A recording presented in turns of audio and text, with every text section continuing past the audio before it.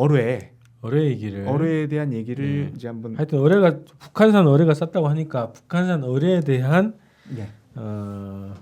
의혹들에 대해서 얘기를 정리를 해보죠. 어뢰가 지금 어디에 전시되어 있는 거죠? 어뢰가 지금 국방부 조사본부에 있습니다. 조사 어디에요 그게? 그 국방부죠. 용산에 있는 국방부에. 예. 아무나 조사본부에 아무나 못 봅니다. 기념 일종의 이제 그 보관해 놓고 있는 기념관이 있어서 거기 허락을 득한 자만 갈 수가 있고 또 그 문제와 관련해서 예전에 이제 1번 글씨가 지워졌다고 한 적이 한 번 있어요. 2005년 12월 달에 한 번. 재판 과정에서 확인된 거 아니에요? 지워졌다고? 그 YTN 기자가 우연히 거기에 가가지고 싹 거기를 촬영했는데 실제로 거의 지워진 상태입니다. 그것 때문에 저도 거기서 한번 들어가게 해달라고 요청을 했는데 저희는 받아들여지지 않아가지고 어뢰 촬영을 하지는 못했어요. 근데 어뢰가 이제 국방부 조사본부에 여전히 보관이 돼 있고 이거를 평택으로 옮긴다는 것을 추진을 하고 있었는데 아직은 추진만 돼 있고 평택 가면은 가짜 어뢰만 있습니다. 천안함 기념관이 있어요. 평택 그 이함대의 그 안보 공원에 보면 천안함 선체가 전시가 돼 있고 그 바로 옆에 천안함 기념관이라고 이렇게 새로 올해 만들어 놓은 조성해 놓은 건물이 있습니다.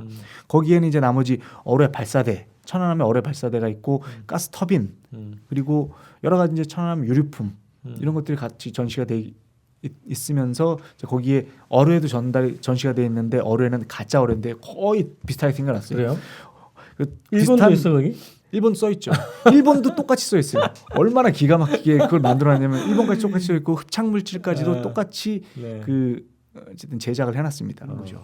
어뢰와 관련한 대표적인 몇 가지 좀 의문에 대해서 얘기를 해보죠 그러면. 어뢰를 그럼 처음 어떻게 발견했느냐? 건전했잖아요. 건전했는데 이 어뢰는 그 2010년 5월 15일 날, 그러니까 이제 정부 발표를 최종적으로 하기 전에 닷새 전에 하늘이 도와서 그 쌍끌이 어선이라고 있어요. 쌍끌이 어선 대평 11호와 12호 두 그 이제 어선을 쌍끌이로 작업을 한 닷새째 작업을 하고 있었어요. 닷새째 작업해서 한 8시 50여 분부터 시작해가지고 한번 그 어떤 어뢰 예상 구역을 쭉 이렇게 이제 쌍끌이에서 한 번에 이제 훑고 내려가서 한번 멈춰가지고 어뢰를 다시 어뢰가 들어있는 그 그물을 들어 올렸어요. 근데 어뢰가 들어있는지 모르고 들어 올렸는데 이제 누군가가 어뢰를 발견을 한 겁니다. 근데 누군가가 어떻게 발견했는지에 대한 얘기가 이번에 이거 조사를 하면서 이제 법정 기록과 어떤 그 당사자의 어떤 저서나 이런 것들을 다 검토를 해보니까 다 다른 거예요. 합조단 같은 경우는 대표적으로 선원이 발견했다고 했습니다. 선원이라고 하는 건 이제 특정하지 않은 선원인 거죠. 그리고 그물 속에 이상한 물체가 들어있다. 그렇게 얘기한 걸로 합조단 보고서에는 가장 권위 있는 보고서인데도 그렇게 나와 있습니다. 195쪽이라고 내가 찾아볼 수 있게끔 저희가 기재를 해놨는데요. 근데 이제 직접 건진 김남식 대평 11호 선장은 어떻게 그 증언을 하고 있냐면 2014년도 7월 21일 법정에 이제 신상철 대표 법정에 출석을 해가지고 항해사가 건졌다고 그래요. 항해사가 건지면서 뭐라고 말했는 거니 어뢰다라고 얘기를 하면서 근데 항해사 이름은 아니었는데 이름 기억이 안 나네요. 계약직이기 때문에 계약 그 뭐 1년 단위로 계약을 한다고 그래가지고 근데 그 이름이 다 나와 있습니다. 저기에 이 권영대 UDT 대대장이 쓴 그 폭침 어뢰를 찾다라는 책이 있습니다. 거기에 보면은 또 이 그 어뢰를 누가 발견했냐 그러면 이 갑판장이 발견했다고 그럽니다. 갑판장이 또 발전기 같은 것이 올라왔네. 그렇게 아주 생생하게 기록을 해놨어요. 근데 그러면 이게 다 달 수 있느냐? 지금 이상하게 갑판장 또 이름 또 달라요. 제1갑판장, 제2갑판장이 있습니다. 제1갑판장은 대평 11호에 그 탑승하는 그 갑판장이고 제2갑판장은 그 12호에 아마 탑승했을 겁니다. 그런데 그 사람들도 이름이 다 있는데 내 여기 이름까지는 적지 않았는데 이름이 다 나와 있어요. 그 책에 아주 디테일하게 권영대 대대장이 그걸 다 기록을 해놨습니다. 그리고 최종찬 이 또 합조단 과학수사분과의 최종탄 그 육군 상사예요. 이분은 법정에 이제 그해 같은 날 출석했어요. 그 김남식 선장 같은 날 출석해가지고 김남식 선장이 그 증언하고 나간 다음에 오후에 출두해가지고 뭐라고 한 거니 기관사가 했답니다.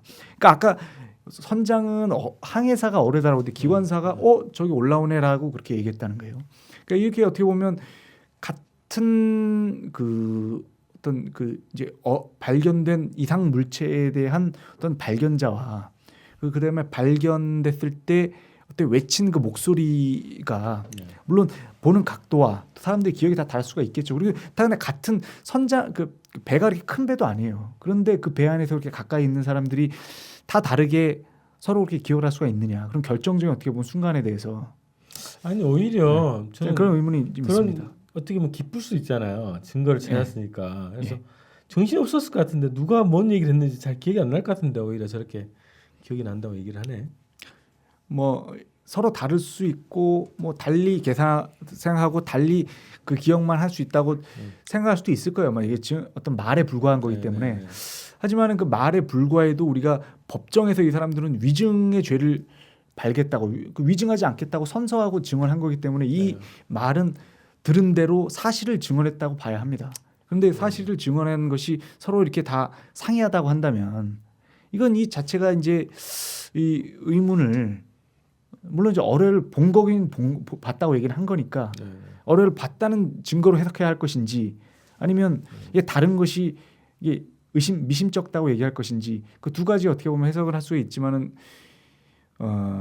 여하니 희한한 일이 이제라고 저는 뭐 그렇게 누구든지 생각할 수 있지 않을까 하는 생각이 들어가지고 요거를 저는 책에도 좀 소상하게 좀 기록을 했습니다. 다음에 그리고 이제 앞서 말씀드렸던 이 권영대 그 UDT 대대장이 그 이 사람이 저기 그 수색 총괄하는 사람이요? 어디 UDT 지금은 대령인데 진급했는데 그 당시에는 중령이었습니다. UDT 대대장으로서 이제 탐색 구조단에 속해 있다가 이제 어뢰 수거물을 인양을 할 때 거기에서 그 대평 11호와 11호의 12호의 그 쌍끌이 어선을 이제 그 감독하는 일종의 쌍끌이 어선 감독관 직함으로 여기에 탑승했어요. 그러니까 책임자죠. 그러니까 대평 11호와 12호의 총책임자였습니다.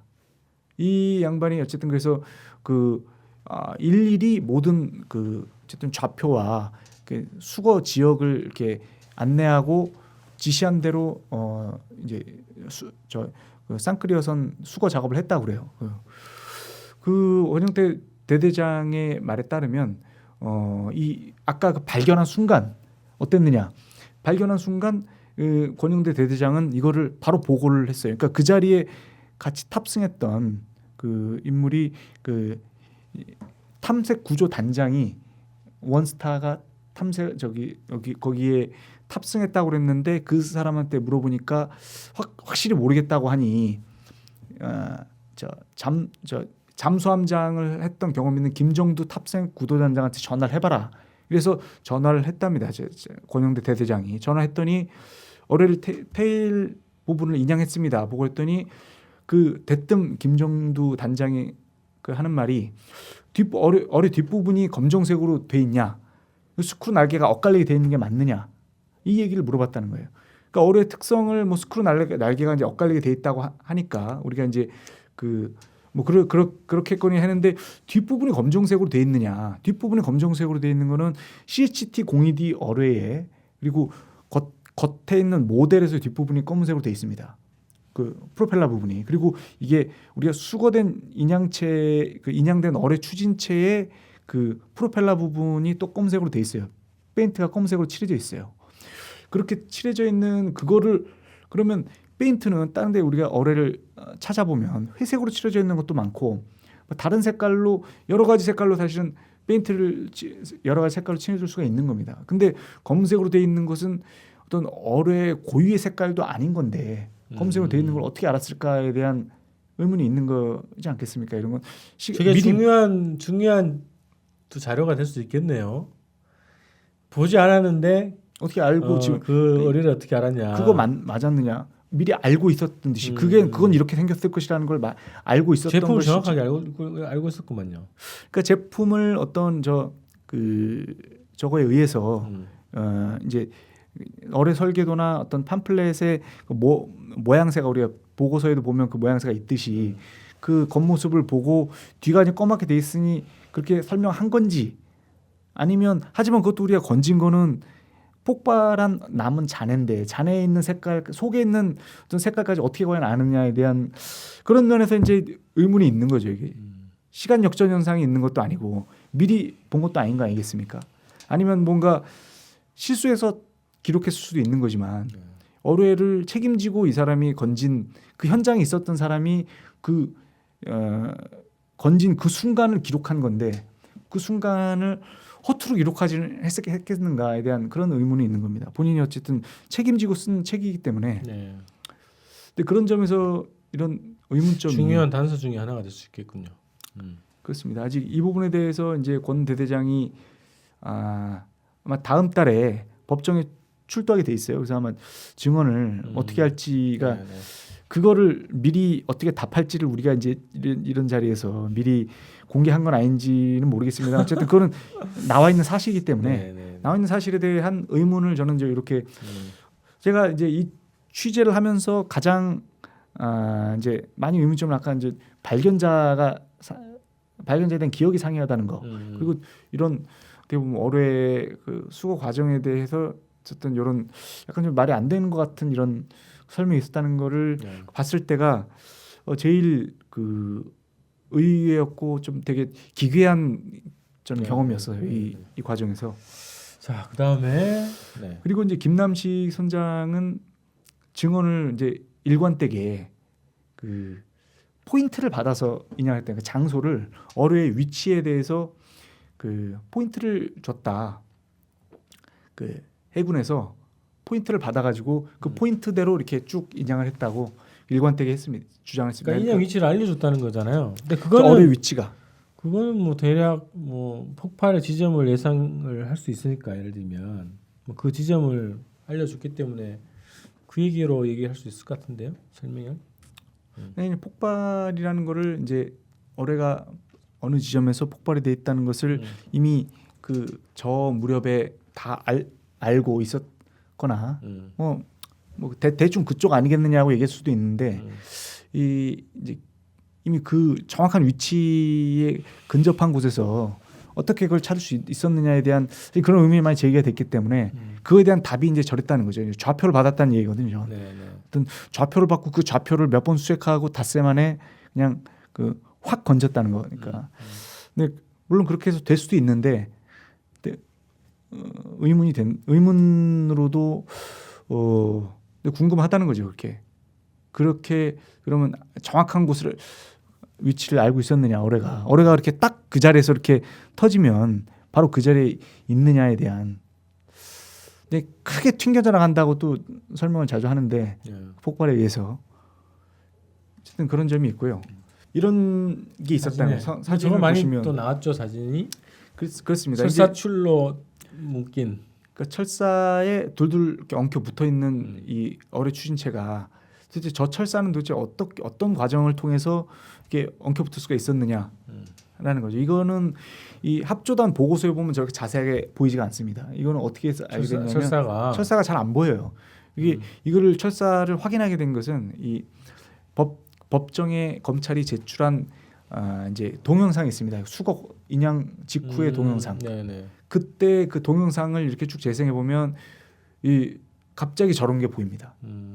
이게 뭐냐는 거예요. 이게 뭐냐는 거죠. 이렇게 여기에 보면은 프로펠러 사이에 끼어 있어요. 저렇게 폭발한 상태에서 저 사이에 저렇게 들어가기가 대단히 힘들거든요.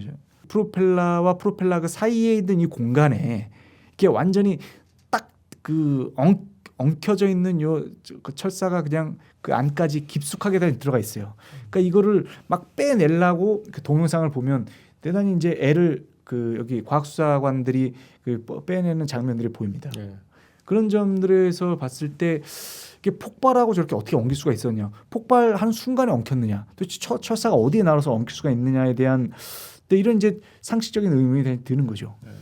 그리고 일본 노래는 우리가 다 아시다시피 이렇게 많은 사실 논쟁이 있었던 거 아닙니까? 이렇게 그 폭발하는 거 폭원은 한 3,000도 이상의 사실 고열이 발생한다는 거죠. 근데 그 폭언이 어떻게 보면 이게 7m 사이를 7m라는 어떤 그 전체 어뢰 폭언으로부터 요 이제 가스 그 디스크 후면 1번이 써 있는 글씨까지가 여기서부터 여기까지의 폭발하는 순간 이 열기가 전달이 안 되겠느냐. 저 전달이 됐으면 저 1번 글씨가 과연 온전히 남아 있겠느냐라는 어떤 그런 요 그 물리적 어떤 거리에서의 그 열 전달의 과정에 대해서 이 각자의 방식대로 이승원 이제 미 버지니아대 교수는 계산을 해보니 이 여기에도 100몇십 도만 훨씬 넘어가지고 어떤 이 그 페인트의 그 용융점인 그 크시엔 톨루엔의 어떤 그 페인트의 구성 성분의 그 용융점 이상의 온도가 전달될 것이다라고 그 이제 이승원 교수는 그렇게 이제 그런 하나의 식을 만들어서 이 식을 어떻게 보면 작성해 가지고 그 한국에다가 그거를 만천에서 공표를 해가지고 이제 한번 큰 이제 의문을 이제 던진 적이 있었죠. 근데 그거에 대해서 이제 한 두어 달 정도 있다가 이제 그 카이스트의 송태호 교수가 그렇지 않다고 반론을 폈어요. 그러니까 글씨까지 가는데 1도도 안 오른다고 그러는데 폭언에다가 3,000도 정도의 이상의 폭발이 생기지만 이게 물에는 밀도가 있다는 거예요. 그리고 물은 어떤 이제 이게 그 기압이 대기압은 1기압이고 물은 사실 2기압이라는 거죠. 이게 10m 이내는 2기압이고 10m 이내에서 폭발했다고 하니까 그러니까 2기압인데다가 이게 폭발했을 때 어쨌든 물의 밀도가 누르기 때문에 그 밀도를 이게 폭발이 전달하면서 힘이 이 전달되는 순간 온도에 의해서 여기 바깥에 있는 온도에 의해서 온도가 약해지면서 에너지를 잃는다는 겁니다. 이렇게 가역적으로다가 그래서 잃어서 여기까지 계속 온도를 잃다 보니까 이제 에너지도 잃고 열 에너지가 잃기 때문에 겨우 여기에 가는 순간 어느 정도만 되면 이미 2, 3도 정도밖에 온도 변화를 일으키지 못한다. 심지어 한 몇 미터만 되면 영하 몇십 도에도 갈 수 있다는 어떤 이론이 나온다는 거예요. 근데 그러면 이제 좀 어떻게 보면 그렇게 영하로 확 떨어지면 폭발을 했는데 영하로 이렇게 떨어지면 다 땡땡 언다는 얘기냐라는 반론이 있는데 어쨌든 요 정도 선에서 이 논쟁이 네네. 서로 주고받다가 더 이상 이 논쟁의 결론은 나진 않았습니다 지금. 근데 어쨌든 지금 증거품에서는 1번 글씨가 지워졌다는 얘기 아니에요? 지금 건졌던 상황에서는 증거가 그 1번이 남아 있었죠 생생하게. 1번 진짜 근데 지금 5년 만에. 네. 2015년 12월에 확인했을 때 이게 흙탕이 없어졌기 때문에 바깥에다 이제 놔두니까 그때 날아가 버렸다는 게 주장이고. 하지만 폭발에도 어떻게 보면 이렇게 멀쩡하던 어떻게 보면 페인트 글씨 그 매직 글씨가 지금 이렇게 밖에 나와서 5년 만에 없어지는 거는 또 이상한 거 아니냐라는 또 이제 이런 그 반론과 반론이 좀 있다가 이것도 이렇게 크게 어쨌든 결론이 나지 않은 상태에서 이제 의문만 남기고 사실 이것도 이제 지나간 어떻게 보면 이제 이슈였습니다.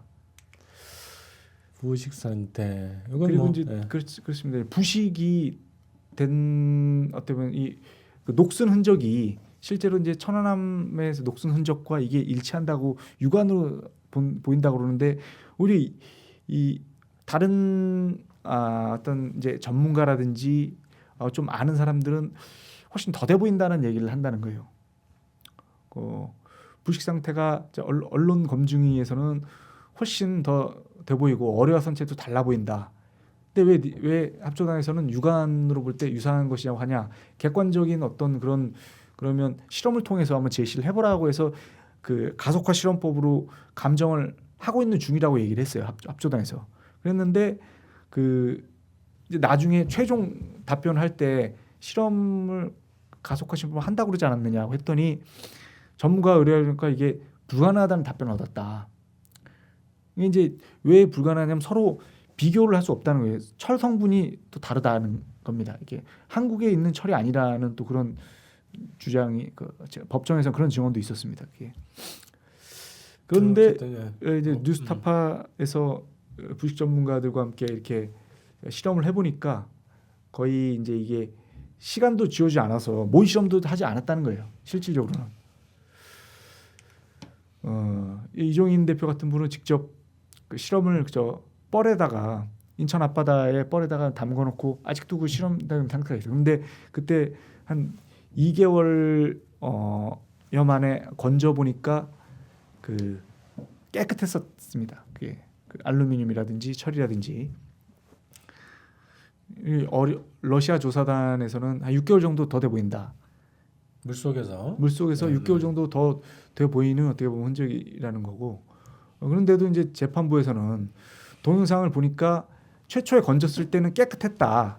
그리고 설재설 부분이 유사했다고 뭐 이제 철 부분과 어뢰 추진체 부분이 유사했다고 그 부식정도 유사했다고 그 재판부에서는 그렇게 판결문에서 설명을 했는데 이게 과연 뭘로 그러면 분석을 한 거냐에 대해서 그런 설명은 없어요.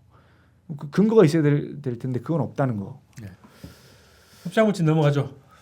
알겠습니다. 네, 복잡해 이것도. 흡착 물질에 대해서도 좀 결론 재판부에서 결론은 안 난 거죠 아직.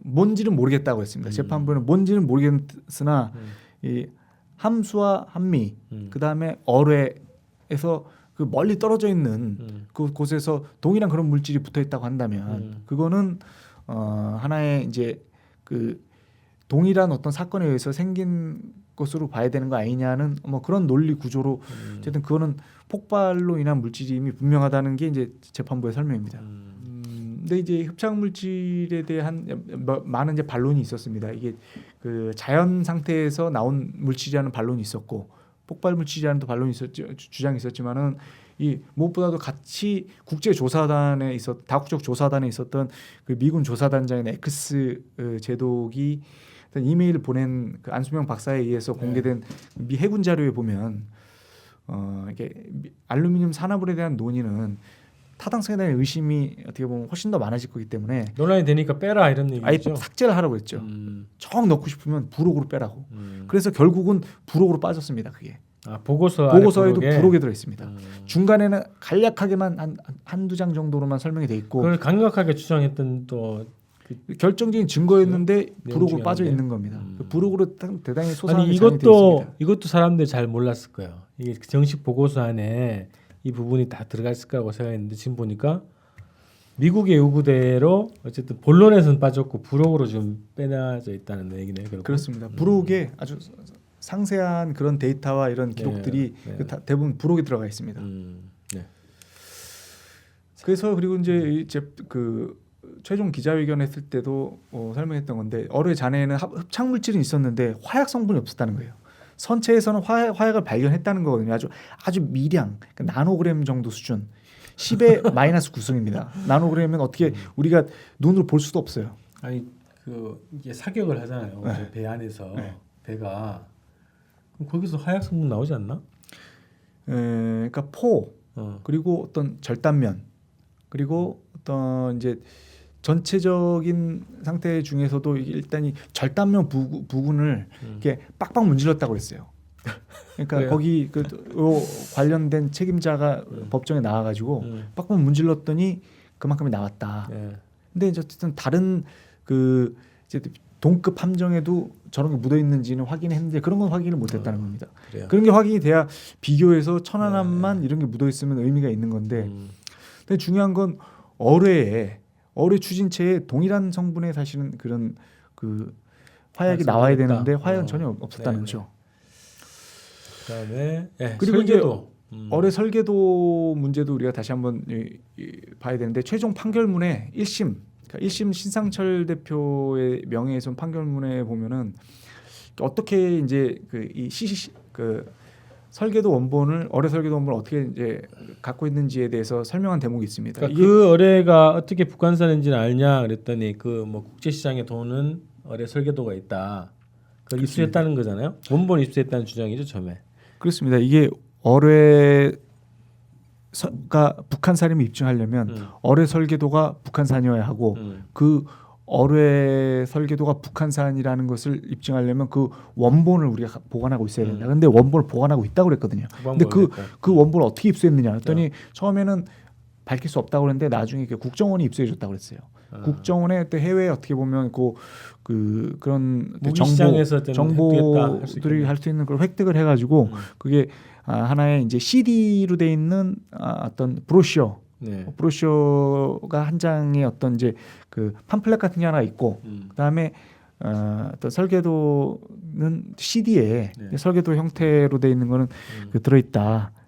그렇게 돼 있는데 이제 어떤 문서 자료로 돼 있다고 그랬다가 또 이렇게 돼 있는데 어쨌든 결론적으로는 이렇게 이제 재판부가 저렇게 설명했어요. 우리 저거 다 보러 갔거든요. 저기 변호인들하고 재판부하고 보러 갔어요. 저는 안 봤지만 아니 그 국방부 가서 본 거야? 그렇죠. 국방부에서 어뢰 설계도 보관 상태나 이런 것도 어떻게 되는지 재판장하고 재판부하고 변호인, 검사 해가지고 같이 현장 검증 때, 그러니까 어뢰 증거 조사 때 현장을 갔습니다. 10월 26일인가에 가가지고 본 결과, 그러니까 CD 형태의 보관된 설계 도면 파일은 이제 설계도 형태로 그렇게 보관돼 있는데 국산 워드 프로세서 프로그램 파일인 아레아 한글 그 프로그램의 HWP로 그렇게 이제 존재한다는 겁니다. 그 이제 설계 도면이. 그리고 국방부가 설계 도면 파일을 입수하기 전 또는 입수한 이후에 아레아 한글 프로그램으로 변환된 형태의 파일이다. 그것은 그 형태는. 그러니까 이제 저 얘기는 국정원이 변환시켜서 줬던가 국방부가 원본을 저렇게 변환시켜서 보관하고 있었던가 그 두 가지죠. 그러니까 어떤 형태로든지 원본은 아니라는 얘기죠. 변환된 형태라는 거죠. 아니 그러면 재판부는 농락한 거네? 재판부는 근데도 원본을 가지고 있는 걸로 더 이상 사실은 이거를 해서 추궁하지 않았어요. HWP 파일로 존재하고 있다는 것은 사실 원본으로서의 증거 능력이 떨어지기 그렇죠. 때문에 증거 능력을 사실은 더 찾아야 되거든요. 근데 그런 원래 것들에 대해서 얘기를 하지 않았다는 거죠. 원본을 보러 간 거 아니었나? 원본을 보는데 그게 원본이라고 했는데 그 원본이라고 내놓은 게 HWP로 변환된 파일이라는 거죠. 그러니까 결국은 한글 파일이라는 거예요.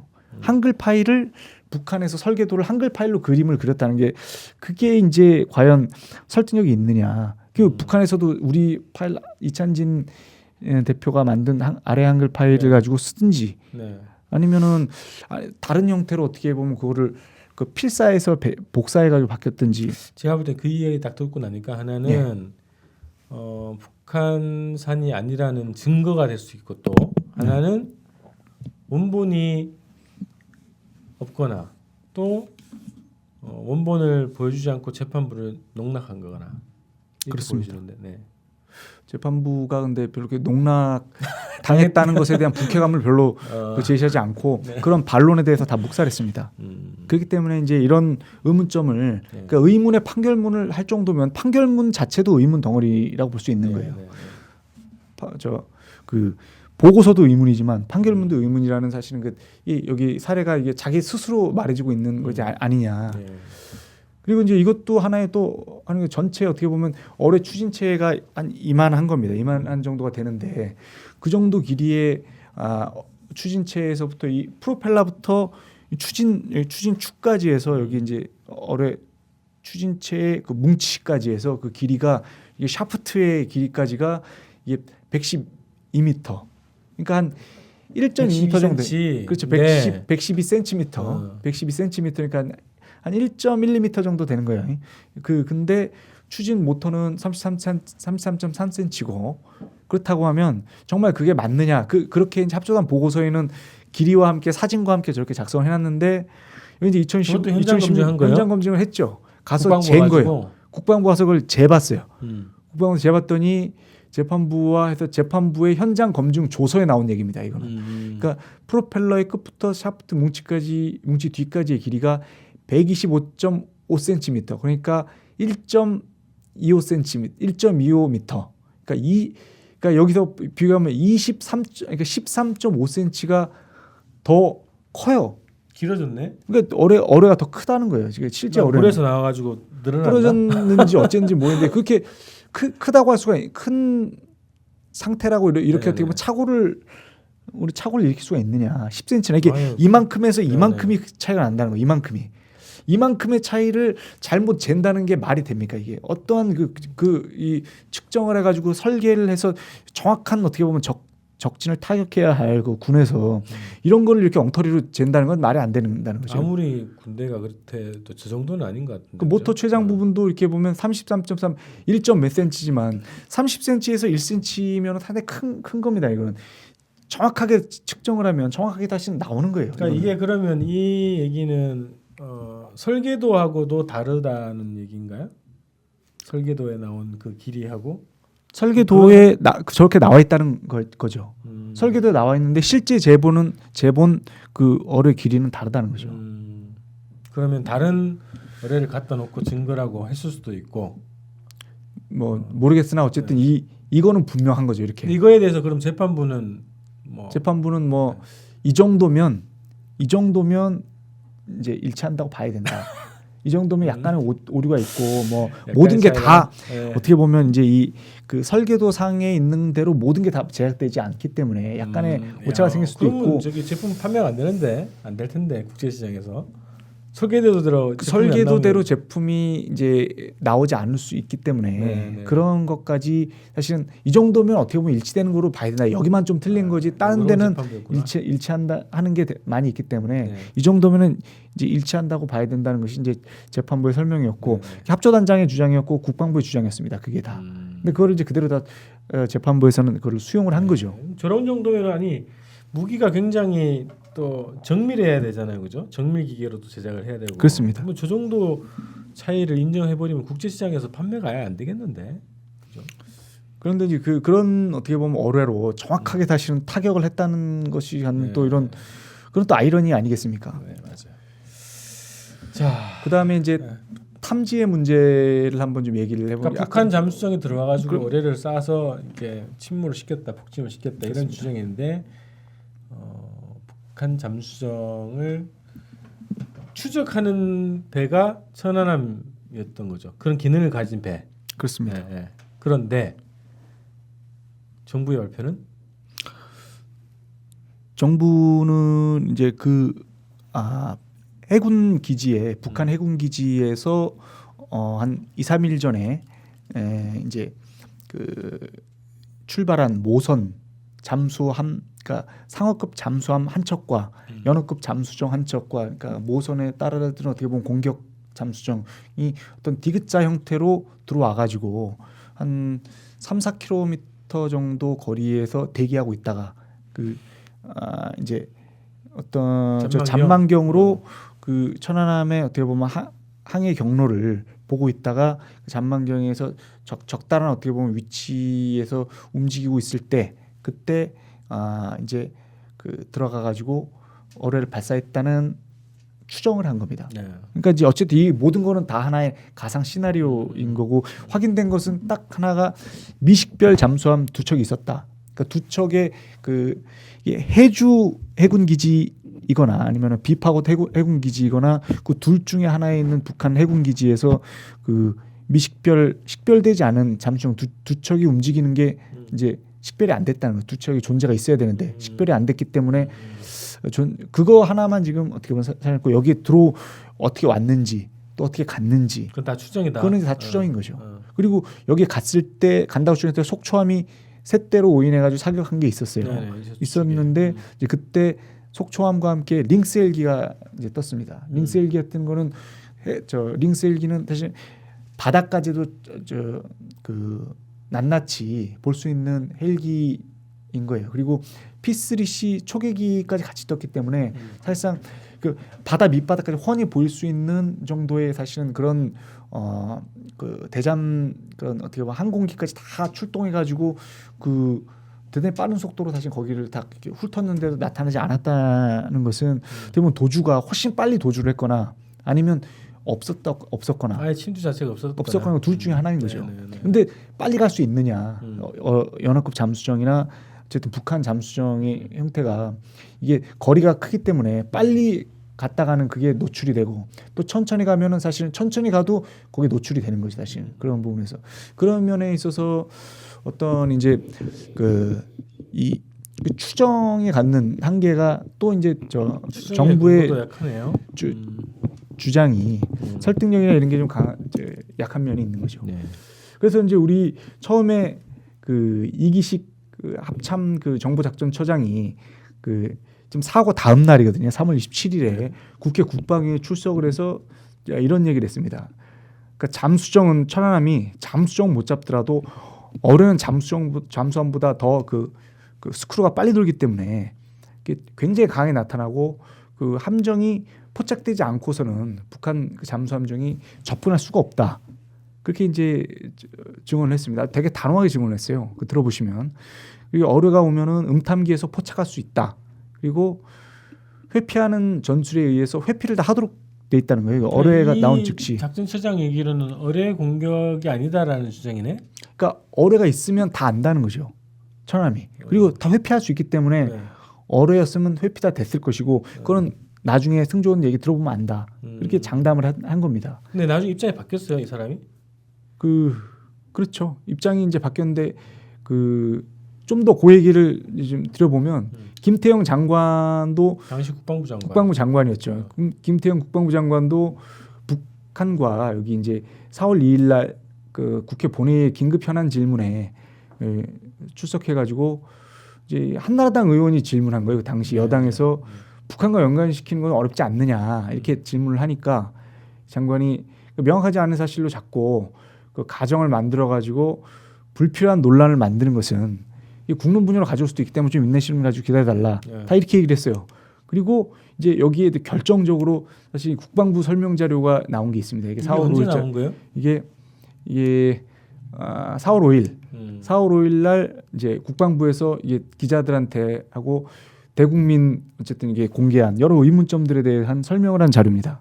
여기 사고 해역을 기준으로 해서 대잠 초계함의 잠수함, 잠수정, 반잠수정 어뢰 탐지 확률이 어떠냐? 소나 체계가 정상 가동을 했을 걸 전제로 했을 때 가변적이긴 하지만 사고 발생 당일인 3월 26일 기준으로 100령 근해에 어쨌든 수심 30m 기준으로 했는데 그 침몰한 데는 47m죠. 이게 약간의 거기가 이제 변동이 될 수가 있습니다. 근데 해양 환경을 대입해서 판단할 경우에 2km 전후에서 탐지할 수 있는 확률은 70% 이상이라고 그랬습니다. 그러니까 잠수정과 어뢰는 70% 이상 탐지할 수 있다고 국방과학연구소에서 시뮬레이션을 다 해본 거예요. 그랬는데 그렇기 때문에 이 얘기를 당당히 하고 어뢰의 가능성이 이제 낮다는 취지로 사실 이거는 이제 그 자료를 낸 면이 있었습니다. 그리고 김태형 장관도 4월 2일 날 그 질의에서 이 미식별 잠수함 두 척에 대한 질문이 나왔어요. 이 두 척이 어떻게 된 거냐?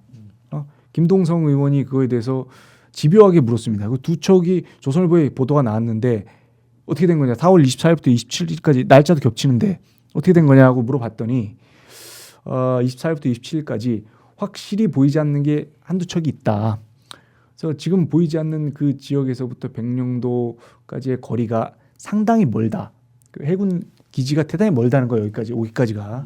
그리고 그 잠수함의 성능상 빠르게 움직일 수가 없기 때문에 그 제한성을 봤을 때는 이 사건과 연관성을 갖기에는 너무 오래 걸린다는 거예요. 여기까지 왔다가 다시 가는 것까지 감안한다 그러면 그렇게 해서 연관성이 약하다. 그렇게 판단하고 있다. 뭐 없다는 건 아닌데 약하다고 이렇게 판단했다는 거예요. 그러니까 이렇게까지 얘기를 했다더니 북이 특이 동향이 없다는 얘기입니다. 저게 국방부도 특이 동향이 없다고 그랬고 청와대도 특이 동향이 없다고 그랬고 미군도 특이 동향이 없다고 그랬고 국정원도 특이 동향이 없다고 그랬어요. 미 국무부도 지금 증거가 없다고 그랬고 그런 것들에 대해서 일주일여 만에 이제 조금씩 달라진 이거는 이제 합조단에서 중간 조사 결과 발표한 그 직후에 열렸던 천안 특위에서 한 얘기예요. 물어봤어요. 이 안규백 의원이 아니 특이 동향이 없다고 한다고 그 발표할 때 하다가 지금 발표를 또 하면서는 지금 또 뭐가 있었다고 하면 신뢰할 수가 있겠느냐고 이렇게 따지고 물은 거예요. 의사조치 발표하는 날 저런 얘기를 했네요. 네, 이렇게 했더니 어차피 적에 대한 판단은 추정일 수밖에 없다. 우리도 다 추정이다. 뭐든 다 추정이다. 많은 전문가들이 모여서 깊은 토의를 해보니 저의 무능으로 찾아낼 수는 없었지만 자기가 이제 무능해서 못 찾았다는 얘기를 했습니다. 여기에는 분명히 이런 것이 있구나라는 것을 찾아내가지고 발표를 드린 겁니다라고 되게 이제 어떻게 보면 반성하듯이 얘기를 했습니다. 자기가 맞았는데 누가 때렸는지는 모르는 상태인데 아마 누가 때렸을 것이다. 추정을 한다는 추정은 거죠. 그렇게 우리 추정을 했는데 그게 맞는 줄 알았는데 그렇지 않을 가능성도 있었구나라는 얘기인 거죠. 그러니까 추정과 추정이 엿장수마음이에요. 특이 동향이 있다고 보면 있는 거고 없다고 보면 없는 것인다고 한다면 우리의 정보 능력은 어떠하냐는 의문점이 이제 가해지는 대목이죠. 이것은 양쪽으로부터 비판을 받을 수가 있는 겁니다. 군의 신뢰, 군의 문능을 다 드러내면서까지 어쨌든 북한 소행이라고 얘기를 하는 거죠. 그러면 이제 범행 동기가 있느냐? 범행. 그럼 왜 북한이 있으면 도대체 왜 했겠느냐? 그에 대해서 이제 오병흥이라고 합참의 그 전비태대 검열실 차장이었던, 그러니까 가장 앞서서 천암 침몰 원인을 그렇게 이제 조사를 했던 분이 양반이거든요. 그 준장으로 그때 예편을 한 사람인데 우리가 이제 취재를 했더니 그때 어떻게 얘기를 했냐면 그 북한이 대청해전에 보복으로 천안함에 이게 어떤 어뢰를 발사해가지고 폭침시킨 것이다라는 주장을 했습니다. 근데 이제 그거에 대해서 그 주장에 대해서 이제 그러면 모르고 있었느냐? 이게 다 알고 있었어요. 여기 국방장관도 6월 11일 날 그때 이제 천안 그 4차 특위에 출석해가지고 한 얘기가 있습니다. 대청해전을 겪었을 때 대청해전이라는 거는 그 어떤 북한의 경비정이 모르고 한 척이 NLL을 넘어왔어요. 그런데 이거를 얼씨구나 해가지고 여기서 보다가 경고를 했는데 못 들었어요. 그랬더니 여기서 우리 측 경비정하고 고속정하고 한 5척여 대가 들어가가지고 사실은 그 완전히 포화를 해놓은 사건이거든요. 그러니까 저게 완전히 그 북 경비정이 완전히 박살난 사건입니다. 그렇기 때문에 대청해전을 승전이라고 하는데 북에서는 되게 이제 억울하다고 보는 하나의 사건이에요. 근데 그런 얘기들이 이제 오태흥 전비태세 검열실장의 차장의 그 책에 보면 그런 과정이 나와 있어요. 과도한 이제 북에 대한 응징을 했다가 오히려 보복을 당한 것이다 우리가. 그렇기 때문에 교훈 삼아야 된다는 오히려 이제 그런 취지로도 설명을 하고 있는데 어쨌든 말은 이제 그럴 듯한데 그게 이제 맞느냐에 대해서 이제 얘기를 하는 거예요. 김태형 국방장관이 대청해전을 겪으면서 앞으로는 북한이 다른 방법을 택할 것이라 생각해서 토의해가지고 한 3가지를 가능성을 이제 찾았다는 거예요. 그 중에 이제 가장 그 우선순위가 낮았던 것이 잠수함 공격이라는 거였습니다. 그러니까 잠수함은 해본 적도 없고 대단히 어떻게 보면 적중률도 낮기 때문에 낮았다고 이렇게 그 설명을 했다는 거예요. 그러니까 대청해전에 대한 보복으로 그렇게 했을 거라는 것에 대한 어떻게 보면 그게 충분한 사실은 동의를 하고 있다고 보이지는 않는 거죠. 그리고 이제 다른 어떤 필요 파괴설이 또 있었어요. 이전부터 그런 초창기에 이제 남편이 작전에 나갈 때마다 천암에 물이 줄줄 샌다고 이제 말했던 것 때문에 이게 초기에 그러니까 많은 가장 이제 유가족들이 의심을 많이 했던 부분인 거죠. 이런 얘기들이 있었기 때문에. 근데 이제 여기에 하품 미사일의 무게 차이 때문에 우리 이제 과적 얘기 많이 나오잖아요. 세월호에서. 네네. 그렇듯이 여기서도 이제 그 과도한 어떤 그 중장비 무기를 싣다 보니까 계산을 이제 잘못해가지고 이렇게 될 수 있는 거 아니냐라는 이제 의혹들이 있었습니다. 그 이명박 당시 대통령도 오랜만에 듣네, 이명박. 내가 배를 만들어봐서 아는데 파도에도 그리 될 수 있다는 얘기도 했어요. 네. 이런 어떻게 보면 피로 파괴 여러 가지 이제 가능성들이 다양하게 나왔지만은 정비가 그 충분히 창정비와 무슨 그 올해마다 한마디 한 정비간지가 올해 최근에 했기 때문에 네네. 문제는 안 된다는 게 이제 반론이라고 해서 요 얘기는 이제 그 증언들이 반박이 좀 된 거로 좀 지금 상태인 거죠. 최초 보고가 자초했다 이런 근데 주장이 좌초가 그러면 좌초는 그러면 좌초 하는데 그럼 좌초가 된 근거가 있냐면 근거가 제일 많아요. 어떻게 보면 일단 말의 근거는 제일 많습니다. 예. 말의 증언의 근거. 예. 그럼 포술장이 그 좌초됐다고 보고했다는 거. 그리고 천안함 여기 전투정보관 정다운 중위가 그 전환됐다고 얘기한 거. 그리고 이제 합조단에서는 이게 경황이 없어서 그랬다는 설명을 했고 이것도 이제 용어 자체가 중요한 게 아니다라고 얘기를 했는데 이제 이때 당시에 김태형 장관도 좌초는 이제 좋은 포인트라고 얘기를 한 게 있습니다. 그 국회 본회의에서 이제 법정에서도 처음에 보고가 대부분 다 좌초였다는 증언들이 많네요. 그렇습니다. 이게 네. 9시 15분에 좌초라는 보고를 합참에다가 해군 작전사령부에서 했다는 거거든요. 자기가 이 신승섭 해작사 작전처장이 법정에서 이렇게 증언을 했습니다.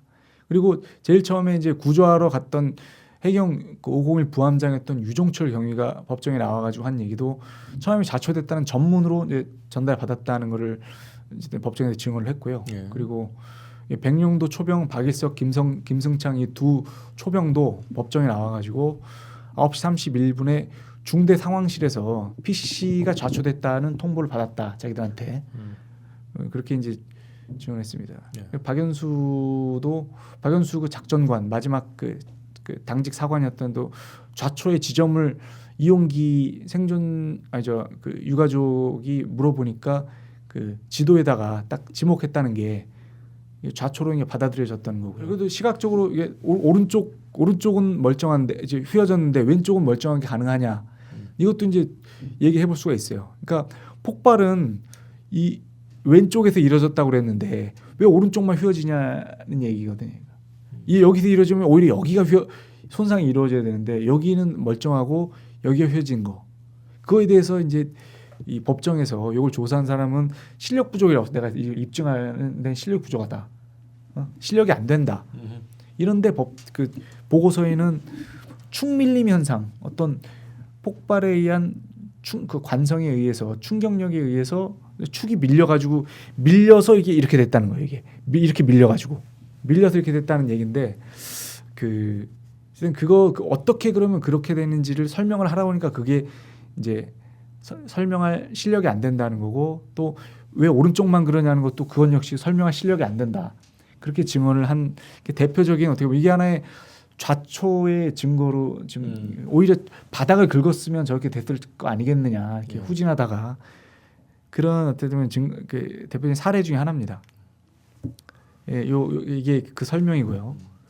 근데 이제 반론은 그럼 대체 어디서 좌초가 됐다는 거냐?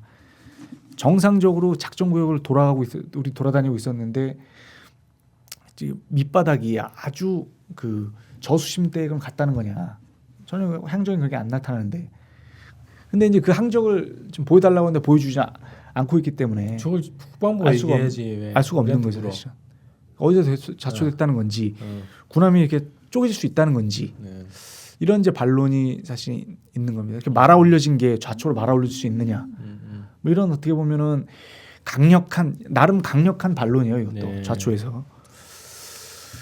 그리고 그렇지 않다면 그러면 뭐가 있느냐? 충돌 가능성이 이제 남은 거죠. 그러면 충돌의 가능성은 어떤지. 그러니까 이제 이 충돌의 가장 어떻게 보면 가능성을 이제 의문이 제기됐던 그 이유가 이렇게 데릭 피터슨 소령이 치안대 소령이 이제 한국과 미국이 함께하는 규칙적인 훈련 중에 일어난 사고다라고 이야기를 하면서 도대체 훈련 중에 일어났다는 거냐 그러면 근데 훈련과 무관하다고 정부는 군에서는 지속적으로 얘기를 했었거든요. 네.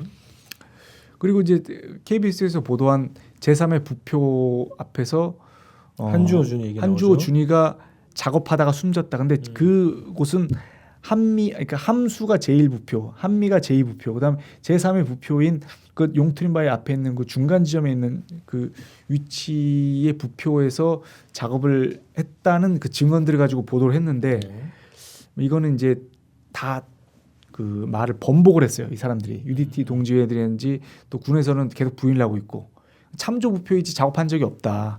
이런 이제 어떻게 보면 요 반론이 남아 있는 겁니다. 증언을 했던 UDT 동지 회원들이 재판부에 나왔어요? 나왔습니다. 이형규 거기서 UDT 동지 회장. 근데 거기 그 제3부표를 그 부인하는 발언을 했다는 거 증언을? 그렇습니다. 아니, 제3의 부표가 있는지 없는지는 제가 잘 모르고 나중에 내가 착각한 것 같다고 번복을 했죠. 다만 이제 그 이 두 팔 벌려서 어떤 쭉 돌릴 정도로 보다는 좁은 그런 둥근 해치문이 있었다는 증언을 했습니다. 법정에서는. 그것도 오락가락했는데 천안함에서는 둥근 해치문은 없거든. 천안함에서는 이제 어떤 사각형 형태의 해치문인데 어떤 둥근 해치문이 있었다 그러니 그게 이제 확인이 된 거네 어쨌든. 근데 이제 그 말도 그럼 이게 맞느냐고 다시 물어보니까 또 내가 또 잘 모르겠다고 그러고 거기도 법정에서도 좀 오락가락했습니다. 그러니까 이제 그 증언만으로는 확정은 지을 수는 없지만 이 아까 말씀드렸던 위치 여기 이제 함수 크레인, 한미 크레인 여기서부터 백령도 요 앞에서 본 어떻게 보면 요 위치 용트림바이가 여기 있다는 거고 여기와 여기를 착각할 리가 없다는 겁니다. 그런데 이 해치문이 이제 이렇게 생긴 거냐라고 물어봤더니 법정에서 이걸 법정에서 보여줬어요. 근데 저렇게 생긴 것 같다 얘기를 한 거죠. 잠수함이네.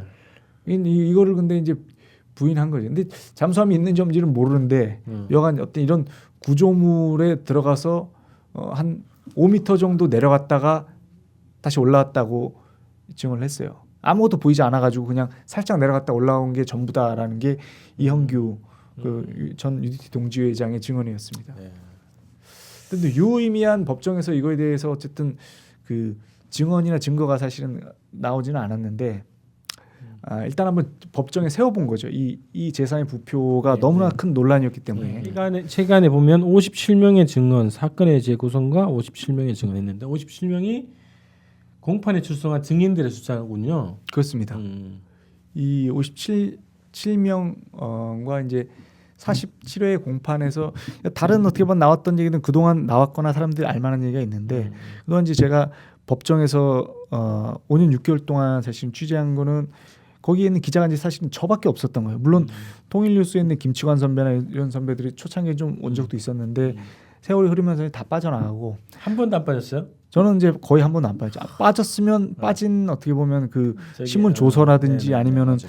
취재를 통해서라도 일단 기록을 하려고 했습니다. 하다 보니까 이제 빠지지 않게 네. 어떻게 보면 개근하다시피 했죠. 근데 고생하셨네요. 혼자서 하게 됐는데 이걸 하면서 느낀 것은 했기 때문에 앞에 있는 얘기를 할 수 있다는 생각이 드는 거예요. 앞에 지금까지 한 어떤 사건의 재구성이나 이런 얘기를 할 수 있는 건 제가 이 법정에서 거기에서 얘기했던 사람들이 어떻게 법정에서 법 앞에 자기 증언을 하던 것이 이제 의문점과 겹치고 또 그 의문을 오히려 더 뒷받침해주는 그런 증언을 하게 됐는지를 그런 것들이 이게 법정 취재를 통해서 사실은 그게 확신을 다시 갖게 된 면이 있었습니다. 그래서 이거는 의문으로 기록을 남길만 하다고 판단이 들어서 어쨌든 이런 이제 모순점이나 이런 부분을 지금도 기록을 하게 된 거였고 간략하게 좀 넘어가면은 제일 먼저 증언했던 유종철 아까 해경 501 부함장의 증언 이 좌초 전문 받았다는 증언이 첫 어떻게 보면 천안함 재판이 시작되고 있다는 그 재판을 알린 어떻게 보면 이 증언이었습니다. 이게 다 좌초라는 걸 알았지만 법정에서도 좌초라는 전문을 받았다는 최초의 증언이 나왔기 때문에 이때 이제 사람들이 많이 깜짝 놀란 면이 있었어요. 그러니까 혹시 좌초 가능성이 있는지 좌초였다. 그렇습니다. 그리고 또 그 다음 달에 이 증언한 해작사 작전처장 심승섭 준장이 또 사고 시각은 9시 22분이 아니라 9시 15분으로 보고했다고. 당겨졌네요. 그렇죠. 근데 15분은 정확하지 않은 거라고 이제 해명을 했지만 그랬다는 거예요. 포술장이 이제 제일 먼저 좌초를 보고한 이게 천안함에서 좌초라고 최초를 보고한 그 장교가 이 해군 대위 김광보 대위라는 천안 포술장이었는데 증언을 했어요. 법정에서. 그리고 보고를 9시 28분에 최초 보고를 좌초되었다라고 보고를 했어요. 근데 나와서는 또 경황이 없었고 용어가 중요한 게 아니냐고 좀 말을 좀 뺐습니다. 그리고 이제 또 주목해 볼 만한 증언은 이 사고 해역이 47m라고 그랬지 않습니까? 근데 이제 이 박연수 작전관 이 당시 당직 사관이었어요. 그러니까 총책임자였었는데 배 항해 책임자였었는데 사고 해역 수심이 사고 순간에 20m 내외라고 했단 말이에요. 47m 그 침몰 수심하고 20m 침몰 수심하고는 거리가 한 1.1km 이상 떨어져 있어요. 그러니까 사고 장소가 다를 수 있다는 어떻게 보면 증언이 될 수도 있는 겁니다. 그리고 이제 그 부직 사고였던 이광희 중사의 증언은 10m 이상이다. 10m 이내와 10m 이상만 증언 그 보고를 하는데 자기는 10m 이상이었다고 증언했다는 거예요. 거의 뭐 이게 지금 저 증언대로 가면은 이게 육지 쪽으로 가까이 붙었다 이런 걸로 추정할 수 있겠는데. 그러니까 이제 항적을 또 공개할 필요가 있는 거 아니냐라는 어떻게 보면 증언이 되는 거죠. 그리고 소나의 문제, 소나에 대해서는 감지를 왜 못했느냐. 소나는 이상이 없다고 그랬다는 거 아닙니까? 소나 감지할 수 없다고 증언한 게 있고 또 감지할 수 있다고 증언이 서로 엇갈려요. 다 이게 승조원들 간의 생존자들끼리의 증언이 엇갈려요. 이 최원일 함장은 주파수 대역이 다르기 때문에 감지 못했다고 증언을 했습니다. 저건 소나가 소용이 없다는 얘기 아니야? 근데 이제 홍승현 음탐사 그때 음파 탐지 사관이라고 있습니다. 근데 이 사고 직전까지 이 이제 음탐을 했던 사람인데 이 사람은 수중에서 나오는 소리가 주파수 대역대 안에서 또 소리는 주파수 대역대 안에서 청음할 수 있다는 거예요. 약간의 어떻게 보면 대역이 어떤 보면 달라진다 하더라도 청음은 할 수 있다는 거예요. 소리는 들을 수 있다는 거예요. 약간 어뢰소리 같은 거라든지 그 잠수함 소리는 청음할 수 있다는 얘기입니다. 근데 사고 순간에 당직자였던 김기택 음탐사는 특이사항이 없었다고 징후가 없었다고 그랬어요. 그러니까 징후가 없었던 거는 이거는 사실인 것 같아요. 아니면 이 사람들이 속이고 있거나 있었는데 없다고 속이고 있거나 왜냐하면 그 데이터가 지금 남아있지 않다고 증언을 하고 있거든요. 그랬는데 여하간 이상 징후가 없었기 때문에 결국 설명할 수 있는 거는 소나가 작동이 안 된다는 그러니까 구형이라 작동이 안 된다는 것이 이제 이 그 국방부의 좀 주장입니다. 근데 여기 최원일도 그렇게 주장을 했고 근데 이게 또 들을 수 있다는 거예요. 여기는 또 누구 말이 맞냐 이거죠. 작동은 됐다는 게 김기택 그 음탐사 담당이 하는 주장이네요. 그날 작동은 됐는데 이게 탐지를 못했다는 거죠. 탐지할 수 있는 능력이 안 된다는 거죠. 이게. 그리고 이제 그 미식별 잠수함이 아까 얘기했었죠. 미식별 잠수함도 이것도 어떻게 보면 중요한 얘기예요. 이게 미식별 잠수함을 과연 그러면 최원일 함장과 거기 있는 승조원들은 알았느냐. 이렇게 좀 중요한 어떻게 보면 움직임이 있었다고 그러면 며칠 전에 식별이 안 됐다는 것이 있으면은 거기 가장 가까운 현장에 나가 있는 그 경비 작전을 수행하는 초계함한테 전달해 줘야 되는 거거든요. 그 군에서 그걸 식별했다면 미식별이 됐다는 것을 확인했다면 근데 이제 여기 두 척이 미식별됐다는 정보를 확인을 했다는 거예요. 최원일 함장과 홍승현 음탐사는. 근데 이제 좀 여기 두 사람의 얘기가 좀 다른 게 최원일 함장은 강도가 집 밖으로 나와서 집 앞에서 담배를 피운다 정도의 문자 정보였다는 거예요. 이게 무슨 얘기냐면 평상시라는 거예요. 그거는 어떤 이상 징후가 있는 게 아니라 평상시다. 그냥 일상적으로 들락거리는 하나의 이제 그 훈련 상황이나 자체적인 의미가 있는 거지 그게 어떤 지금 경계령을 강화해야 될 상황은 아니었다고 함장은 판단했다는 거예요. 근데 홍승현 하사는 또 대잠 경계태세를 강화하라고 했다는 겁니다. 그거를.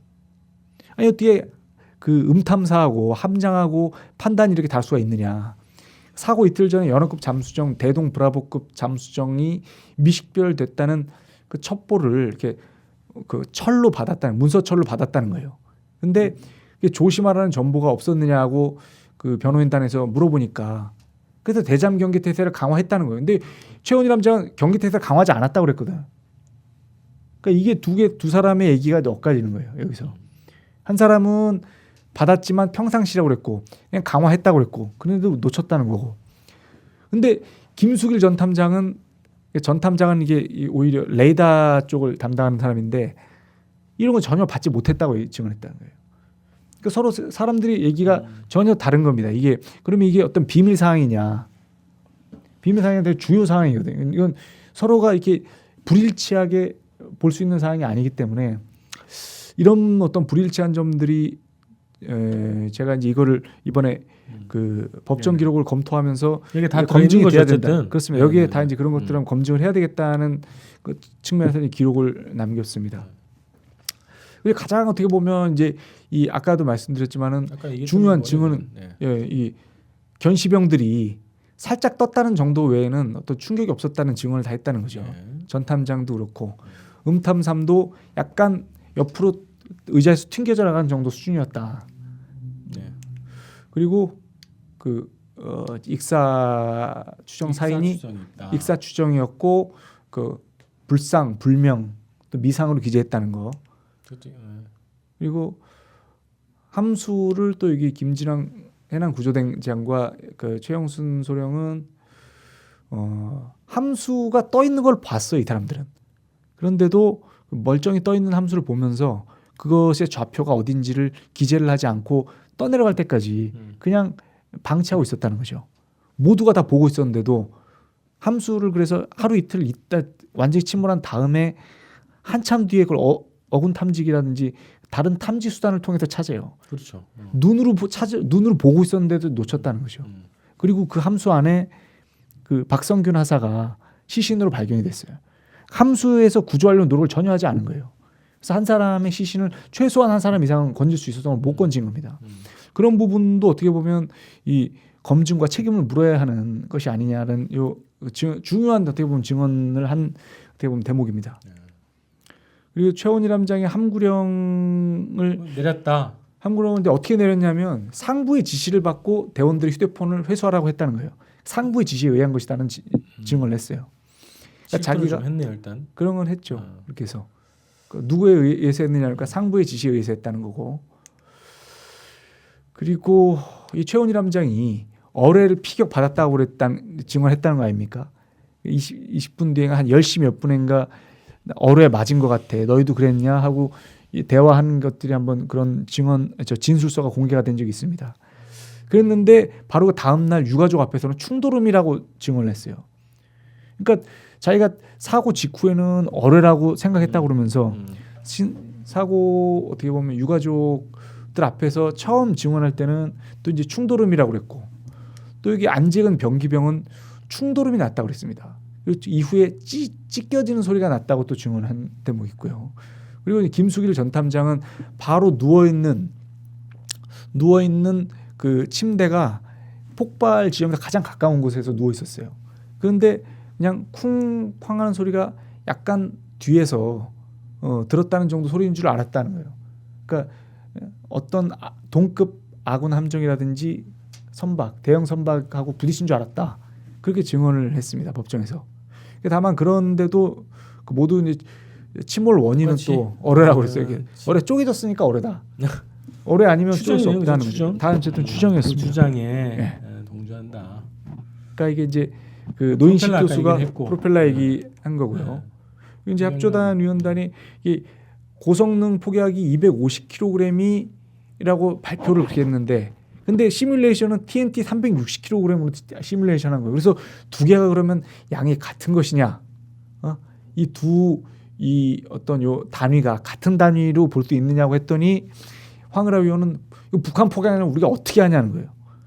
이재명 의원이나 정정훈 의원들은 다 황을하 의원은 알 것이다. 김인주 의원 등은 황일하 의원이 알 테니까 황을하 의원한테 물어보면 된다고 그래서 이 황일하 위원을 법정에 불렀더니 정작 북한의 그 폭약량을 우리가 어떻게 하냐고 해서 모른다고 결론을 내버렸습니다. 네. 그리고 아까 말씀드렸던 폭발 시뮬레이션과 처음 실제 손상 상태의 형태가 일치하지 않는다는 거. 그것도 법정에서 시인을 한 부분이고요. 그리고 어떤 버블 주기가 1.1초가 이렇게 일치하지 않는다라는 거는 이제 그 식 자체가 실험식이기 때문에 안 맞다고 또 이거는 발을 뺐어요. 이거는 자기들이 정확하게 확인됐다고 해놓고 어떤 과학적인 어떻게 보면 데이터 설명은 또 이렇게 정확하지 않을 수 있다고 얘기를 하는 것이 이런 부분은 어떻게 보면 좀 더 신뢰를 떨어뜨리게 하는 거 아니겠느냐라는 그런 사례인 것 같습니다. 여기까지가 이제 그 제가 준비한 어쨌든 요 책에 내온 주요 요지가 되겠습니다. 지금 57명의 그 증언, 재판 출석 증언이 있네요. 그렇습니다. 출석 증언들을 다 기록하셔가지고 정리를 해놓으셨어요. 그래서 굉장히 방대한 기록을 정리를 해놓으셨고, 어쨌든 이게 굉장히 복잡해 보이는데 또 굉장히 단순한 또 사건이기도 하고, 그렇습니다. 그래서 그 핵심적인 증거라고 할 수 있는 그 KNTDS 자료 그거 정도만 공개가 돼도 이 사건의 상당수가 이제 확인될 수 있는 그런 사례라고 볼 수 있죠. 네. KNTDS와 교신 기록, 교신 기록이나 또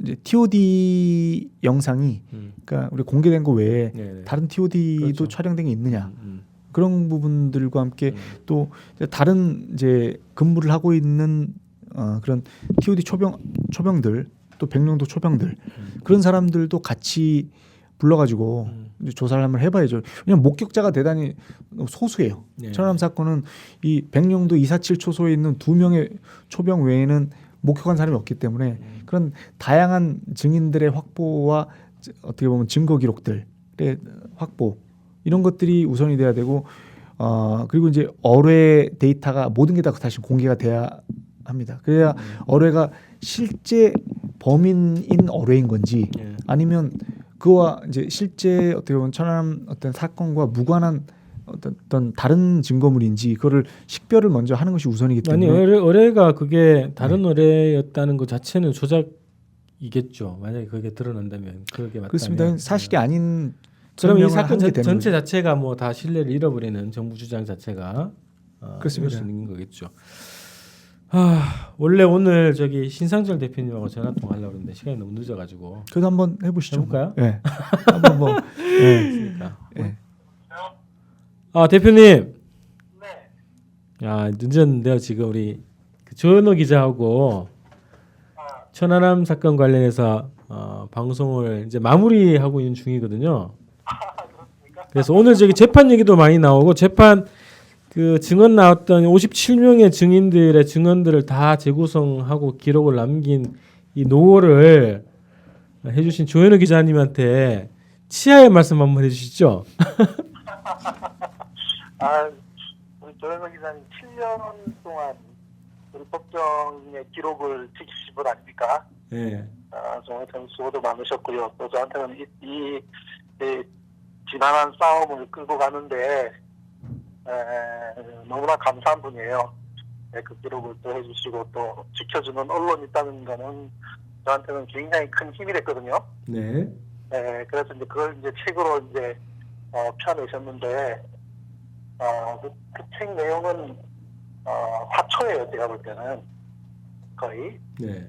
800페이지.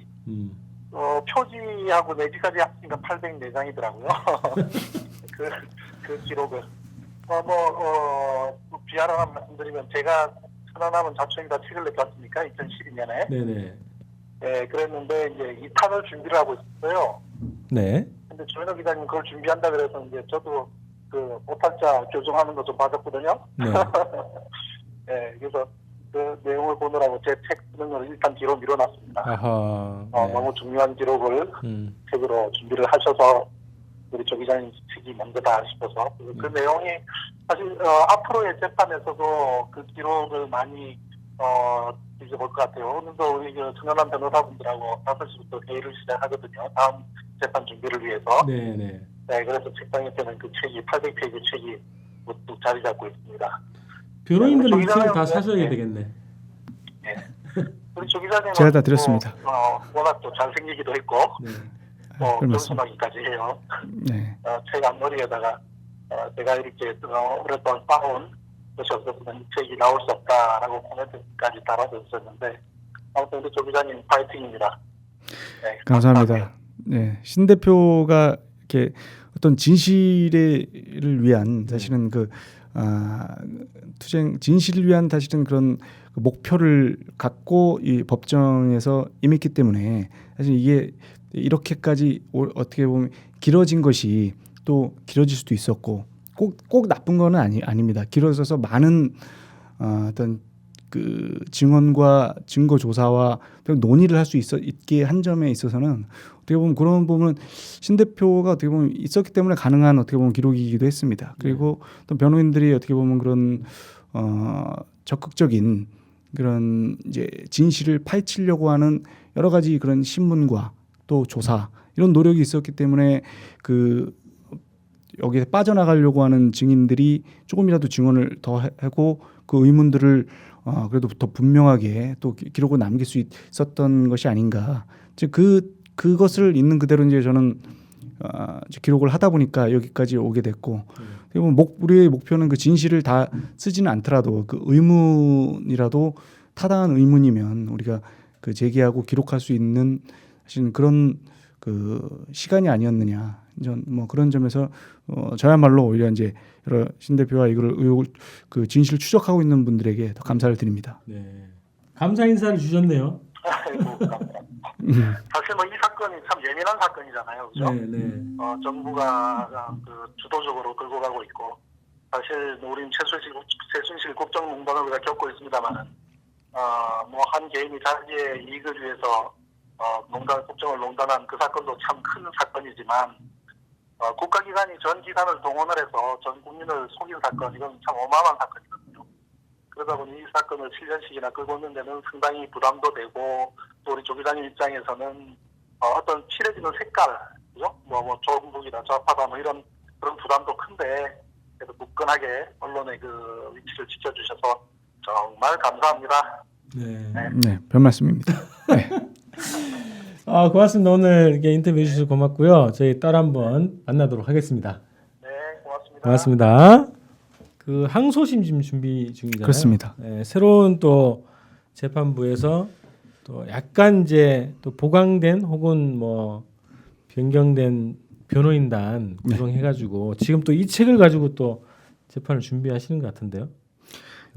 그럴 리 있겠습니까? 이건 그냥 저는 아니, 지나간 기록이 지나간 이 기록을 바탕으로 해서 또 항소심을 해야 사건과 재판에 대한 그 기록일 뿐이고요. 그러니까 재판은 또 새롭게 하고 뭐 이렇게 이게 하나의 참고는 뭐 할 수 있는 거겠죠. 이렇게 참고를 통해서 어떻게 보면 더 진실에 가까운 데 기여할 수 있으면 뭐 다행인 겁니다. 근데 이제 항소심 얘기를 이제 전 항소심에 대해서 신 대표가 나와가지고 일부 얘기한 적이 있었습니까? 네네네.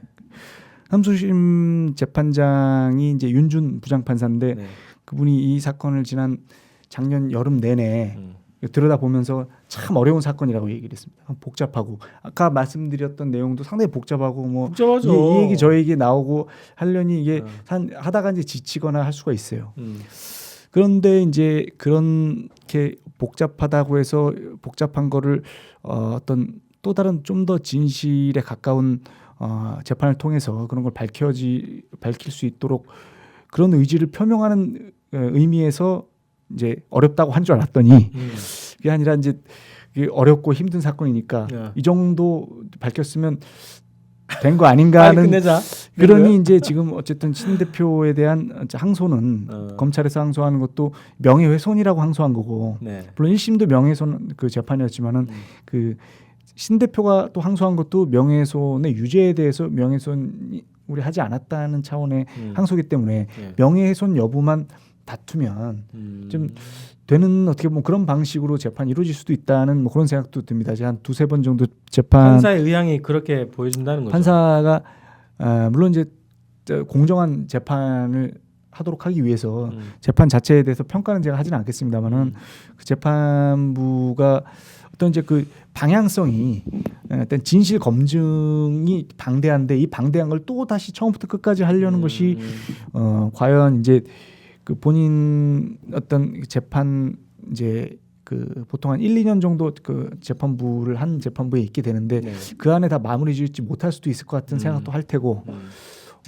또 이게 이 사건에 해봤자 어떻게 보면 큰 이제 이렇게 칭찬을 받기는 사실 어려운 사건 아니고 민감한 사건이고 어떤 결정을 내린다 하더라도 그것에 대한 그 여파는 엄청난 정치적 여파를 끼칠 수 있기 때문에 이게 쉽게 어떻게 보면 이거를 달려들어서 대신 이 진실의 방향 또 어떤 그 의문에 대해서 좀 더 있는 그대로 접근하려고 하는 그런 방향을 잡고 하기가 쉽지 않을 것 같다는 이런 생각은 듭니다. 그런 점에서 이제 가급적이면 저는 그런 취지에서 제가 기록을 낸 것도 있고 너무 금방 끝나버리게 되면 1심 판결을 그대로 그냥 유지하고 그 쌍방의 항소를 다 기각해버리면 그러면은 좀 허망해질 수 있을 것 같거든요. 물론 이제 대법원을 또 갈 수도 있는 거겠지만 재판을 통한 어떻게 보면 진실 검증이 더 끝나기 전에 어떻게 이 기록을 했으면 하고 이 기록을 통해서 조금이라도 이 재판에서 진실 검증이 더 되어야 하겠다는 그런 판단을 할 수 있도록 그렇게 지금 재판이 진행이 돼야 되지 않을까 하는 좀 그런 바람이 있습니다. 네. 좀 이렇게 어쨌든 그 우려도 있었고 어쨌든 이것을 빨리 좀 1심 마무리되고 빨리 정리를 해야 되겠다는 책임감도 있었다고 보여지네요. 지금 얘기하시는 거 보니까 나름 뭐 그렇다면 그렇습니다. 자, 잘한 겁니까? 그래서 딱 듣고 보니까 오늘 이제 방송하면서 이제 얘기 듣다 보니까 이 기록을 아무도 남기지 않았잖아요. 정리를 이렇게 하지 않았잖아요, 그죠? 이렇게 전체 사건과 관련된 7년간의 기록을 이렇게 책으로 정리를 엮어낸 사람이 없었잖아요. 부분 어떤 주제를 가지고 하신 분들은 있었지만 그래서 대단하시고 좋은 일을 하셨네요. 훌륭한 일을 도움이 하셨습니다. 된다, 도움이 되기를 이제 바라는 바입니다. 네, 저는 뭐 제가 이제 어쨌든 책 무슨 책 장사하려고 다시 책은 낸 건 아니고 일단 이거 많이 팔릴 것 같지는 않아요. 그래도 많이 팔려야 되지 않겠습니까? 널리 알렸으면 좋겠다는 네, 생각이 네, 들었으니까 이거를 사람들이 보고 어쨌든 이런 그 기록이나 이런 사건에 대해서 이런 큰 대형 사건이 벌어졌을 때 우리 사회가 어떻게 그 대처하고 또 이 결론을 내려가는 과정도 하나의 이제 민주주의의 과정이기 때문에 그거를 어떤 의문의 얘기를 지금 정부가 이제 그 원만하게 사건 해결을 하고 있는데 자꾸 왜 젤 뿌리냐는 접근이나 이런 태도를 그 갖는 방식이 하나로 끝나거나 아니면 그런 의문을 제기하면 어떤 그 빨갱이나 어떤 좌빨 같은 놈들이 그런다는 식의 그런 인상을 주는 때문에 그런 습관적인 태도를 바꿀 수 있는 저는 하나의 계기가 될 거라고 생각이 들거든요. 왜 그러냐면 천안함 사건뿐만 아니라 그 세월호 사건도 유사하게 돌아가는 게 많이 있습니다. 이 구조에서 김진왕 해남 구조대장이 아까 나왔지만 세월호 때도 해남 구조대장이었어요. 그러니까 사람이 별로 바뀌질 않습니다. 구조한 사람이 구조를 그때도 잘했냐? 그때도 못했어요. 제대로 못했고 제대로 구조하지 못했고 찾지도 못하고 좌표도 못 찾고 그랬는데 지금 세월호도 마찬가지고 눈에 보는 상태에서 그냥 다 구조를 못하고 그 꽃다운 300여 명의 목숨을 다 그걸 수장시킨 거 아니겠습니까? 그런 점들의 어떤 원인을 찾는 것뿐만 아니라 구조하고 대처하고 우리가 이런 사건 참사를 어떻게 해서 조금이라도 피해를 최소화하느냐를 다시 한번 돌이키기 위해서라도 저는 이런 부분이 반드시 짚고 넘어가야 된다. 이게 그냥 과거의 의혹 사건이고 하나의 이제 미제 사건이고 호기심 가득한 사건으로 끝나선 되는 것이 아니라 이런 것이 진정성 있게 검증이 되어서 다시 그래야 진정으로 다시는 이런 일이 벌어지지 않도록 예방을 할 수 있는 하나의 이제 전범이 되지 않겠나 하는 생각 때문에 저는 그렇게 해야 된다고 생각됩니다. 차기 정부에서 이 문제에 대해서는 어쨌든 특별조사위원회를 구성을 하든 뭐 이런 과정이 좀 필요할 것 같고 지금 그렇습니다. 각 당의 대선 후보들한테 이 책을 전달했어요? 전달을 하셔야 되겠는데 우편으로 보내든 간에 그 과정이 필요할 것 같습니다. 그래서 이게 뭐 보수 진보를 떠난 문제 아닙니까? 그렇죠? 사건의 진실을 밝히는 문제고 이게 또 남북 관계를 푸는데 또 중요한 과제가 되기도 하고 이런 문제이기 때문에 차기 정부에서 어떤 정부가 들어설지 모르겠지만 어쨌든 이 문제에 대해서는 이 책을 재료로 삼아서 진실을 밝히는 임무를 잘 수행을 했으면 좋겠습니다. 우리 2시간을 했어요. 이게 2시간을 해도 지금 그 7년간의 기록을 다 얘기 못한 거 아닙니까, 그죠? 할 얘기는 무궁무진하지만 뭐 밤을 다 새도 말 정도로 하나 하나가 워낙 이제 그 뜨거운 이슈들이고 그것에 대해서 이제 여러 가지 논쟁점, 쟁점들이 있는 사안들이기 때문에 근데 그거를 이제 합조단이나 정부에서는 대수롭지 않은 그러니까 아주 지엽적인 걸 가지고 왜 자꾸 그 트집을 잡느냐라고 얘기를 많이 했습니다. 여기에도 저희가 이 거의 절반 가까이가 정부 발표 내용입니다. 정부 발표 내용의 반복이에요. 어떻게 보면 정부 발표 내용을 다 이러이러하지만 그래도 남는 의문이 있다는 겁니다. 남는 의문이 있으면 그 의문에 대해서 설명을 하라고 했는데 그 설명을 한 것이 되게 부실하거나 또 다른 의문을 낳거나 아니면 그 설명이 하지 않거나 이럴 때 이런 정도까지가 됐을 때 저는 의문이라고 보고 그런 의문들을 사실은 기록을 한 것이다 보니까 그런 얘기들의 과정을 다 설명하려면 사실은 한도 끝도 없이 길어질 수밖에 없는 거죠. 자, 그래서 우리가 새로운 또 기회를 만들어서 좀 이게 더 시간을 많이 갖고 혹은 뭐 시리즈로 이렇게 해서 천안함 사건에 대해서 다룰 수 있는 기회를 한번 만들어 봅시다. 좋습니다. 오늘 이제 이렇게 출연을 하셨는데요. 저자와의 대화, 천안함 7년 의문의 기록이라는 아주 두꺼운 책을 내시고 사람들의 기억 속에서 많이 잊혀져 갔고 또 이명박 정부 당시에 그 이 사건 관련자들 또 정부 관료들이 이 사건이 다시 반복해서 의문이 제기되기를 원치 않을 거예요. 또 이명박의 4대강에 대해서 건드리는 것을 싫어하듯이 천안함 사건도 마찬가지이기 때문에 새 정부가 들어서면 반드시 이 문제도 우리가 또 관심을 갖고 진실을 밝히는 과정이 있었으면 좋겠습니다. 그 과정에 아주 큰 일을 하신 우리 조현호 기자님 모시고 저자와의 대화 시간을 가졌습니다. 오늘 마지막 한 말씀 한마디 해도 되겠습니까? 여기 그 마지막 여기 그 콘티에 정부 당국과 군당국 유가족 시청자들께 이거 하고 싶은 말 있으면 다 한 것 같은데 또 남으셨군요. 다 했는데 근데 이제 정부와 군에는 이제 어떤 진실에 겸손해야 되고 그 의문에 정부가 또 그 시민들이 의문을 갖고 있다면 그 의문에 더욱 더 겸손해야 된다. 그리고 그 의문을 풀라는 요구가 있으면 수용해서 얼마든지 다시 설명하고 재조사를 하라고는 또 할 수 있는 자세가 되어 있어야 저는 그 의무죠. 그 진실에 대한 최소한의 어떻게 보면 책무라는 생각이 듭니다. 네. 그런 점에서 어떻게 보면 그렇게 하지 않을 경우에는 불신과 이런 의문이 더 계속될 수밖에 없다는 점을 그 정부와 군 당국에는 제가 이제 그 말씀을 드리고 싶고요. 근데 유가족 문제가 있습니다. 제가 이걸 작성하고 7년 내내 사실은 제일 고통스러웠던 게 사실 유가족 문제예요. 유가족과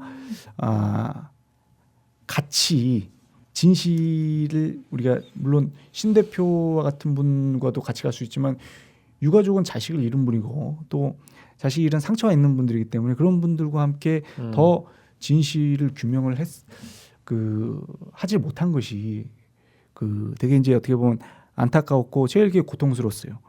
그런 점에서 유가족들과 함께 이제 진실이 규명되는 것이야말로 어떻게 보면 더 큰 천안 희생 장병들에 대한 그런 명예 회복이라고 이제 그런 어떻게 보면 말씀밖에 드릴 수가 없고 또 제가 어떻게 보면 추구하고 있는 그런 진실의 방향하고 또 다를 수도 있습니다. 다를 수도 있지만은 어떤 좀 더 그런 유가족들과도 같은 소통을 통해서 이 진실의 그 방향을 진실에 추적하는 방향을 함께 갔으면 그렇게 하면은 더 이 진실 규명이 더 어떤 명분과 정당성도 있을 텐데 그런 부분에서 이제 항상 유가족 분들과 같이 가까이 이게 이제 어떤 진실 문제에 대해서 논하지 못하는 것이 좀 제일 안타깝고 이 책에도 그런 이야기들을 싣지 못한 점이 좀 그런 점이 제일 좀 아쉽고 안타깝고 또 죄송스럽고 그렇습니다. 그런 부분에 대해서는 또 다시 한번 저는 이 46명의 그 천안 그 희생 장병들에게 그 명복을 또 빈다는 말씀을 드리고 그 유가족들에게도 그런 위로의 말씀을 드립니다. 그리고 이제 이 시청자들과 우리 이제 국민들에게 한 말씀을 드리자면은 그 진실을 이제 이왕 이렇게까지 한 마당에 진실의 끝장을 볼 수 있도록 저는 성원과 지지를 해주셨으면 감사드리겠습니다. 천안 같은 의혹 사건을 사실 취재하는 데에는 사실 많은 어려움이 있고 또 그렇죠. 혼자서 하는 것 같지만 사실은 여러 도와주는 사람이 있었기 때문에 같이 뜻을 같이 하는 사람도 있었고 또 그 의문을 같이 하는 사람이 있었기 때문에 왔던 거지 혼자서 사실은 할 수 없었다는 점. 또 그리고 그렇게 하려면 또 재정도 좀 탄탄해야 되는 점에서 우리 미디어 오늘에 또 후원도 많이 해주시고 또 그 후원해 주는 길은 유료 독자가 되는 길도 있으시고 또 유료 어떤 그 후원 회원이 또 돼 주시면서 많은 또 그런 물심양면으로 지원해 주시면 더 감사드리겠고요. 그리고 여기 주권 방송도 더불어 더 그냥 번창할 수 있도록 좋은 뜻을 가진 또 이런 매체가 이렇게 또 험난한 어떻게 보면 세상에서 이렇게 자리 잡고 빛과 소금처럼 지낼 수 있도록 이렇게 많은 좀 도움을 주셨으면 하고요. 그리고 이 끝으로 이런 많은 관심과 어떻게 보면 이 중요성에 대한 공감을 통해서 이런 힘으로 재조사가 이루어질 수 있었으면 좀 좋겠습니다. 그게 어떻게 보면 이제 처음이자 끝이라고 볼 수도 있습니다. 거기까지가 제가 취재한 소임이고 제가 진실을 나 혼자서 특종처럼 밝혀내겠다는 사실 그런 욕심도 있지만은 또 그렇지 않아도 저는 좋습니다. 저는 왜냐하면 지금 이렇게까지 했으면 이제 성실히 기록했으면 특종은 사실 다른 누군가의 몫이어도 어쨌든 하지만 그렇게 하려면 어떤 재조사의 그런 전면적인 사실은 판이 바뀌어야 됩니다. 조사하는 흐름이. 그러니까 우리 정도 수준에서 조사할 수 다 없기 때문에 정말 진실이 다가가려면 어떤 정부가 권력과 이런 조사권과 이런 사람이 있는 쪽에서 그것을 조사를 다시 한다고 해줘야 이게 그래도 어느 정도 조금이라도 더 진실에 가까이 갈 수 있는 게 아닌가. 그런 점에서 이제 재조사까지 이르게 하는 것까지 좀 이어질 수 있도록 이게 목표이기도 했고 그렇게 도와주시면 감사드리도록 하겠습니다. 네. 자, 이 출판사가 생각비행이라는 곳이에요. 네. 여기에서 책을 찾아보시면 되고요. 천안함 7년 의문의 기록이라는 제목입니다. 57명의 증언, 사건의 재구성과 57명의 증언이라는 부제로 책이 나왔으니까요. 많은 구매를 해주시고 이 관심을 계속 가지셔야 새로운 정부에서 사건의 진실을 더 빨리 밝혀내는데 또 힘이 될 것 같습니다. 오늘 조현호 기자, 미디어 오늘의 조현호 기자와 함께했습니다. 고맙습니다. 감사합니다. 네.